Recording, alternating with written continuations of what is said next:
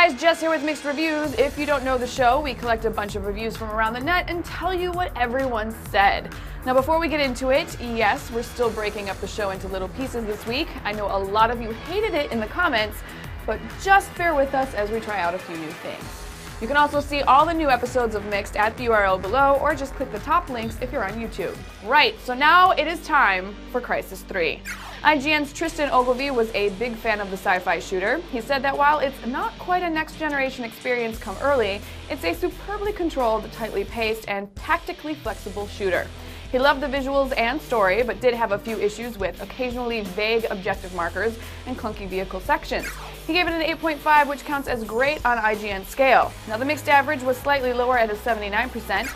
Joystick gave it a 4 out of 5. They said that Crysis 3 is a marked improvement over its predecessors, both from a narrative and gameplay standpoint.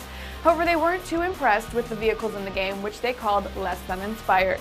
Meanwhile, on the lower end was Eurogamer, which gave it a 7 out of 10. They missed the freedom that was in the first Crysis and said that the campaign rushes you into the final act and the fiction feels increasingly forgettable. Overall, the critics are saying that this is a really good shooter, so make sure and give it a try. Just don't go in expecting the same innovations that the first Crysis brought to the table. Okay, that's it for Crysis 3, but don't forget to check out our mixed mega reviews of the week, Metal Gear Rising and Aliens Colonial Marines. I'm Jessica Chobot, and we'll mix it up again next week.